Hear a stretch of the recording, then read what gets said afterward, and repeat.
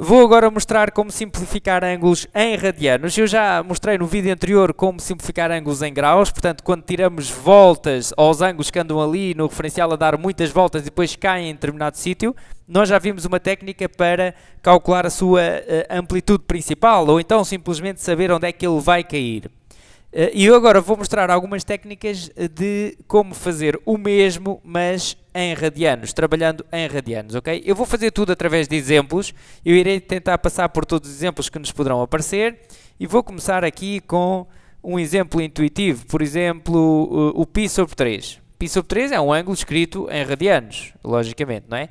Então, eu vou fazer aqui um referencial. Eu ainda não conheço o círculo trigonométrico, eu ainda não o apresentei, mas um referencial eu consigo representar e posso fazer aqui um círculo, nós já sabemos o que é um círculo, porque há aqui ângulos que nós já conhecemos, que são os eixos. Nós já sabemos que aqui é o ângulo 0, o ângulo 180 graus, mas que em radianos corresponde ao π, e agora vamos trabalhar em radianos. Então, se aqui é o π, aqui será o π sobre 2, π a dividir por 2, e aqui será 3 vezes o π sobre 2. Reparem, uma vez o π sobre 2, é aqui, 2 vezes o π sobre 2, vinha para aqui, portanto este ângulo também é 2 vezes o π sobre 2, corta o 2, dá π, não é? 3 vezes o π sobre 2. Bom, e agora quero marcar o π sobre 3. Onde é que está o ângulo π sobre 3? Reparem, eu vou dividir o π em 3 partes iguais. É o que está aqui a dizer, π a dividir por 3. E vou contar uma delas, porque eu tenho aqui um π sobre 3, ok? Tenho só um. Então vou dividir em 3 partes iguais, mais ou menos, ficará por aqui, não é? Reparem que se eu estivesse a trabalhar em graus, eu até sabia já quanto é que seriam a amplitude. Aqui seria 60, porque reparem, 60 mais 60, 120, mais 60, 180. Mas isso agora não interessa, eu estou a pensar em radianos, ok? Então não me interessam os graus. Eu posso então dizer que este ângulo, eu dividi o π em 3 partes iguais, teoricamente estas partes são iguais, estou a esquecer aqui este eixo, não conta, ok? E então aqui será π sobre 3, 1 π sobre 3, uma vez o π sobre 3, ok? Da mesma forma que este ângulo seria o 2π sobre 3, se me o pedissem, eu dividia na mesma o π em 3 partes iguais e contava 2. Da mesma forma que aqui será o 3π sobre 3, que vai dar π, não é? E poderia até continuar a contar e descobrir aqui o 4π sobre 3 e assim sucessivamente, ok? Reparem, dividia também aqui a parte de baixo, porque em baixo também são 180 graus, também mete π, não é? Dividia também em partes iguais e eu sabia então que aqui seria o 4π sobre 3. Era 4 vezes um ângulo destes. 1, 2, 3, 4. E aqui então seria o 5π sobre 3, ok? E assim sucessivamente, e poderia andar aqui às voltas. Vamos ver um outro exemplo. Portanto, nós já sabemos então que o π sobre 3 está aqui, ok? Este ângulo. Vamos ver um outro exemplo, só para reforçar a ideia. Vou fazer, por exemplo, agora o π sobre 8. Portanto, eu estou aqui a representar já no referencial porque estes ângulos já não podem ser simplificados. Reparem, π sobre 8 é um ângulo que nem sequer dá uma volta completa, nem meia volta dá. E, portanto, ele está simplificado. Eu não posso andar aqui a tirar voltas. É só para termos uma ideia de ver onde é que ele fica no referencial, não é? Vamos então fazer aqui mais um círculo, onde vamos marcar os eixos que nós já conhecemos, ok? Temos aqui então o π, aqui é o 3π sobre 2, aqui é o 0 e aqui é o π sobre 2. Bom, eu agora vou dividir o π em 8 partes iguais, ok? Vou dividir em 8 partes iguais. Bom, vou imaginar assim, ó, mais ou menos, não é? Divido assim aqui deste lado em 4 partes.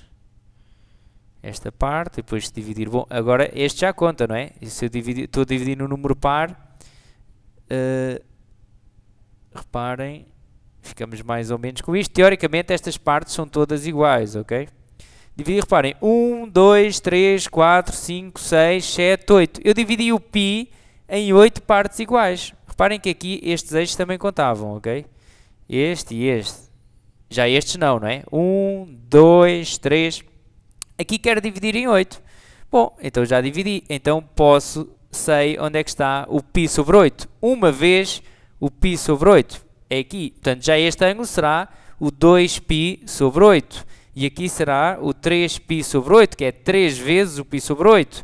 E aqui será o 4π sobre 8, o 5π sobre 8, o 6π sobre 8, o 7π sobre 8. E aqui será o 8π sobre 8.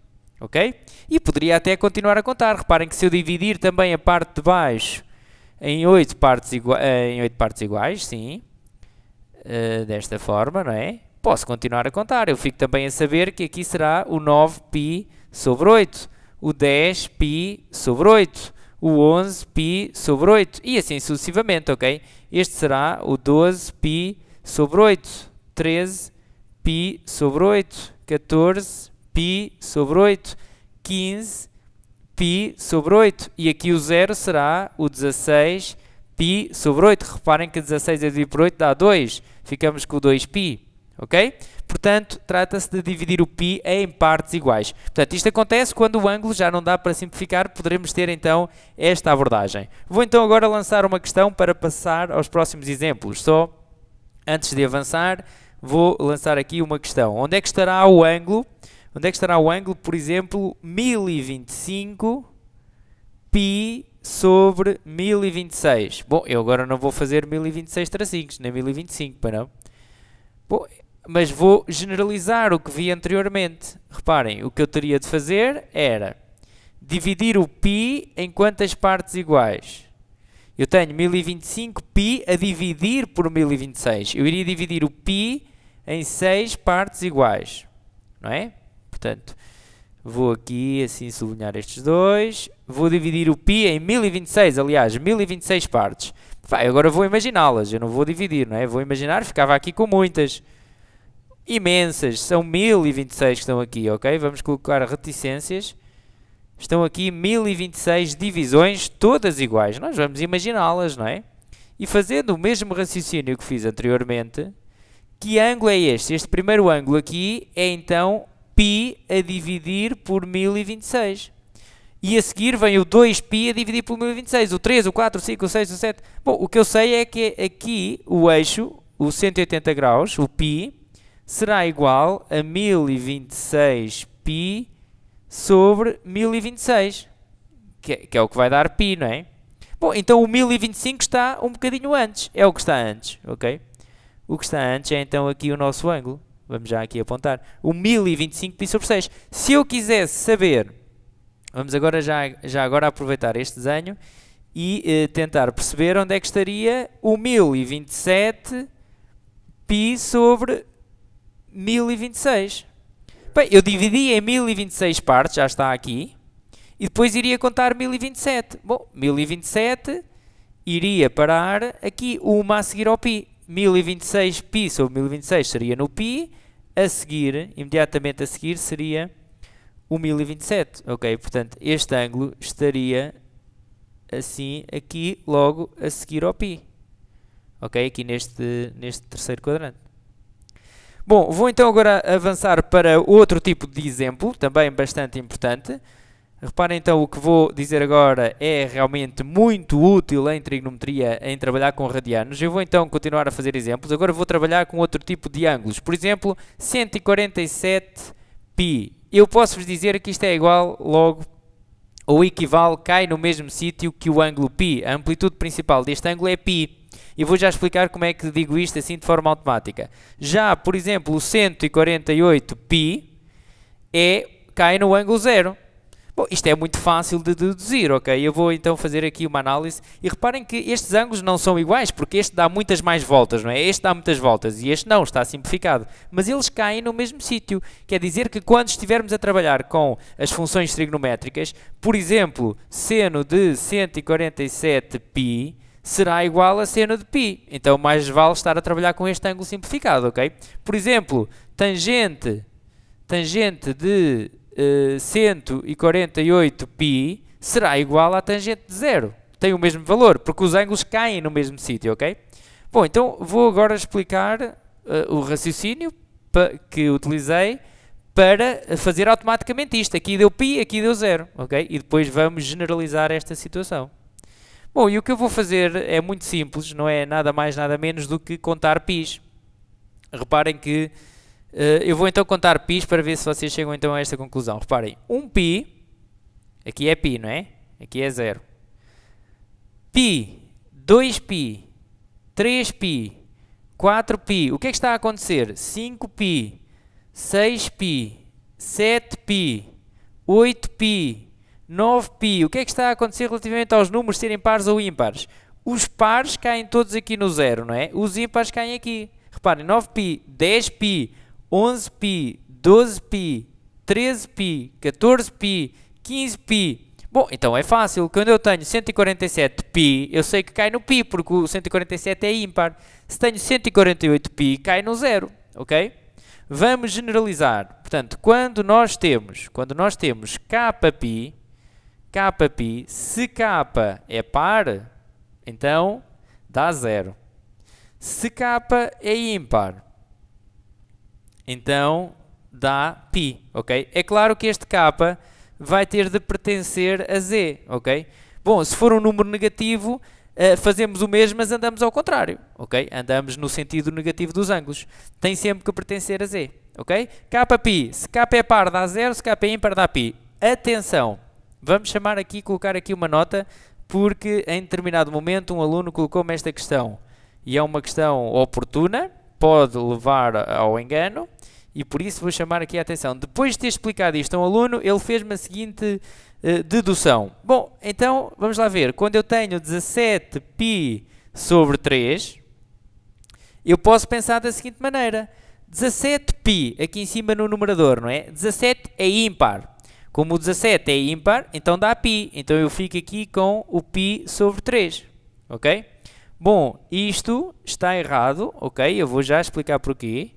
Está errado, ok? Foi uma dedução até, dado que tínhamos falado disto há pouco tempo, seria coerente, mas tem aqui um erro. Qual é o erro? O erro é o seguinte, é que quando temos 17π sobre 3, 17π sobre 3 não está nestas condições. O 17π sobre 3 é 17 terços de π. Portanto, atrás do π não está um número inteiro, ok?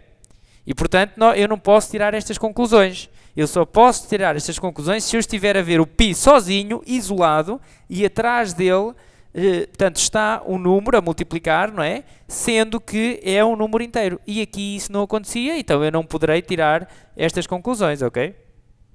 Bom, vamos já ver como é que eu simplifico estes ângulos então. Fica agora a pergunta. Então, mas se eu tiver assim 17π sobre 3, como é que simplifico? Bom, é isso que eu vou fazer a seguir, ok? Vamos então mudar de página para explicar esta situação. E estaremos aqui a passar então por todas as situações, ok? Vou então fazer, por exemplo, até vou complicar mais um bocadinho, porque isto é sempre igual. Por exemplo, 128π sobre 6, por exemplo, é uma situação parecida com a da há bocado, 17π sobre 3, poderão aplicar a mesma estratégia. Bom, então poderemos simplificar ângulos escritos nesta forma, que eu estou agora a mostrar, desta maneira. Também muito simples, reparem, é só procurar o múltiplo de 6 mais próximo de 128. Seja a seguir ao 128, ou seja antes, o que está mais próximo. Okay? Se por acaso o múltiplo de 6 que está antes e que está depois do 128 estiver à igual distância do 128, escolhem o que quiserem, ok? Então, como é que a gente faz isto? Por experiência, podem fazer na máquina ou de cabeça. 128 a dividir por 6 dá 21, qualquer coisa.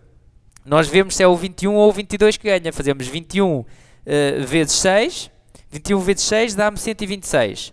E 22 vezes 6 já dá 132. Portanto, o 126 está mais perto do 128. Então, eu vou escrever o 128 utilizando o 126 que eu encontrei, ok? E como é que eu escrevo? O 128π é igual a 126π mais 2π.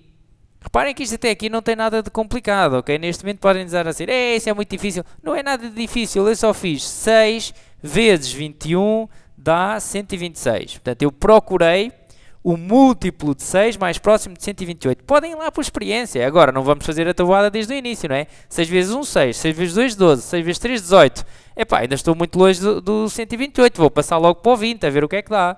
não é? 6 vezes 20, 120. Epá, deixa ver o 21. 6 vezes 21 dá 126. 6 vezes 22 já dava 132.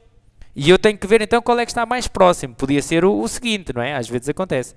Bom, se fosse o seguinte, eu depois teria que fazer aqui menos. Utilizava esse valor e fazia menos para chegar ao 128, não é? Bom, neste caso é o 26. Aliás, peço desculpa, é o 126. Então escrevo o 128 utilizando o 126. Fica então 126π mais 2π. Ora, isto vai dar 128, é igual, não é? Agora, é só simplificar a fração, separá-la na soma e está tudo feito, ok? Fica aqui assim.